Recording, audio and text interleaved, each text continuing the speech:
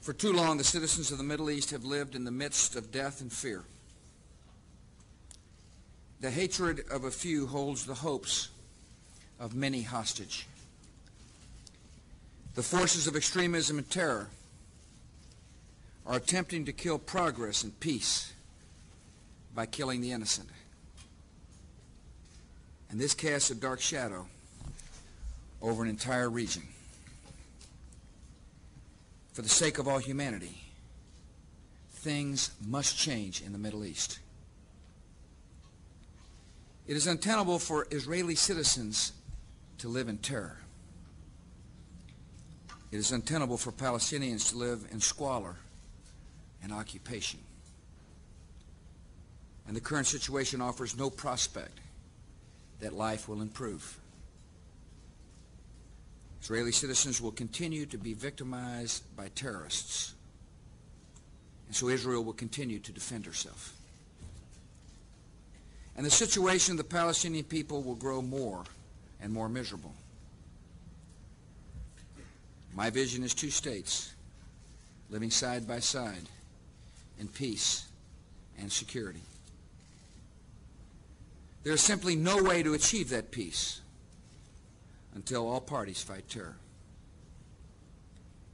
Yet at this critical moment, if all parties will break with the past and set out on a new path, we can overcome the darkness with the light of hope. Peace requires a new and different Palestinian leadership so that a Palestinian state can be born.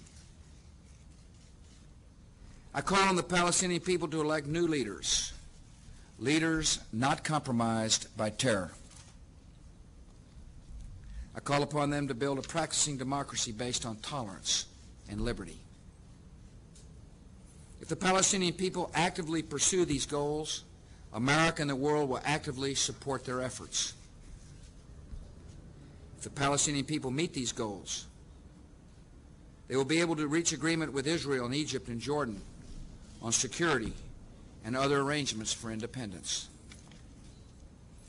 And when the Palestinian people have new leaders, new institutions, and new security arrangements with their neighbors, the United States of America will support the creation of a Palestinian state whose borders and certain aspects of its sovereignty will be provisional until resolved as part of a final settlement in the Middle East. In the work ahead, we all have responsibilities. The Palestinian people are gifted and capable, and I'm confident they can achieve a new birth for their nation. The Palestinian state will never be created by terror. It will be built through reform. And reform must be more than cosmetic change or veiled attempt to preserve the status quo. True reform will require entirely new political and economic institutions based on democracy, market economics, and action against terrorism. Today, the elected Palestinian legislature has no authority, and power is concentrated in the hands of an unaccountable few. The Palestinian state can only serve its citizens with a new constitution which separates the powers of government.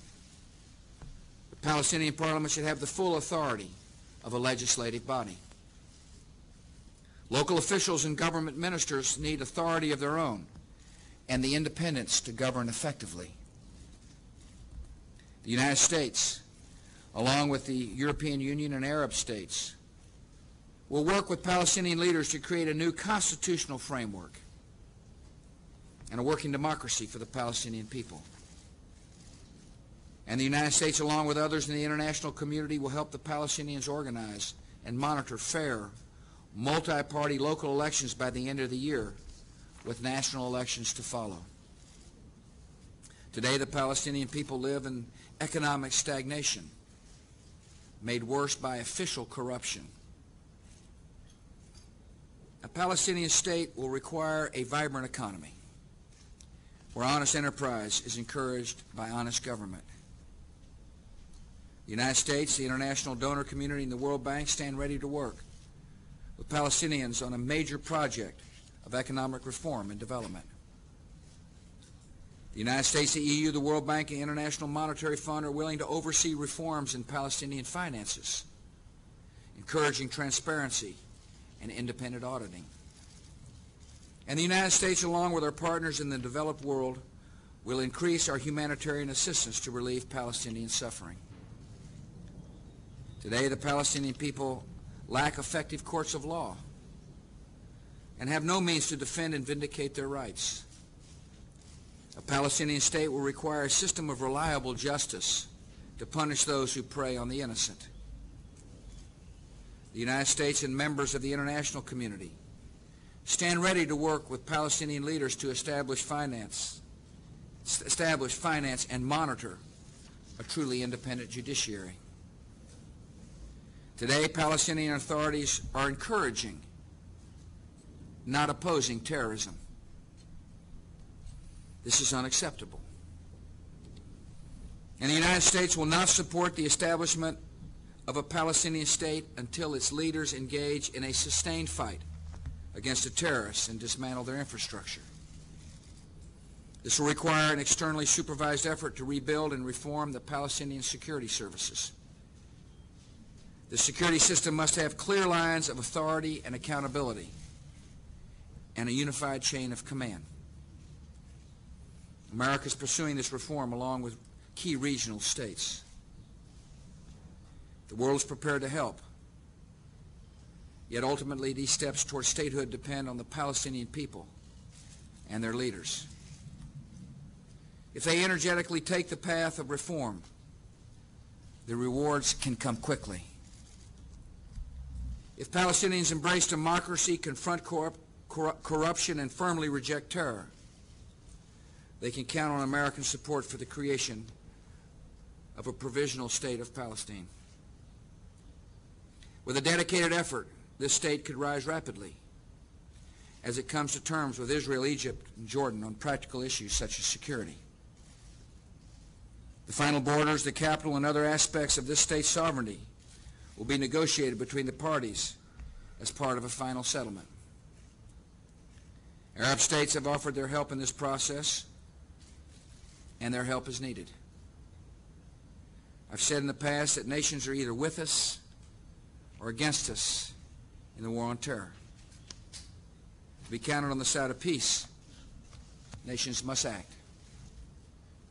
Every leader actually committed to peace will end incitement to violence in official media and publicly denounce homicide bombings.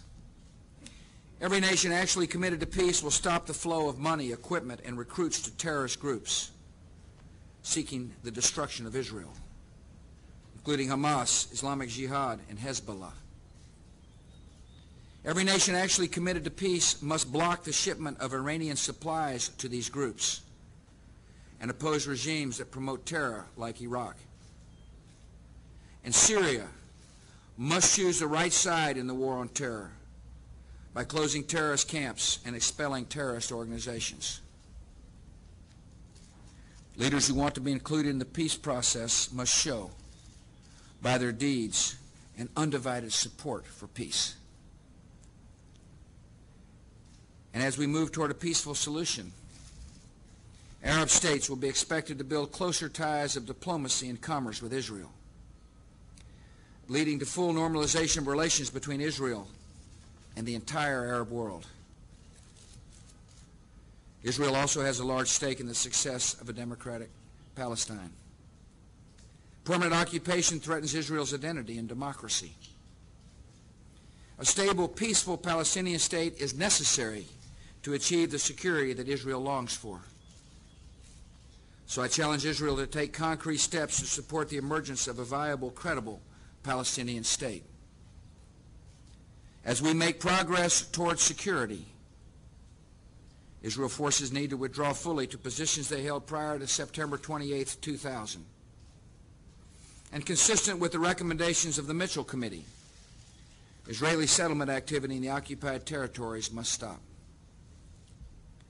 The Palestinian economy must be allowed to develop. As violence subsides, freedom of movement should be restored, permitting innocent Palestinians to resume work and normal life.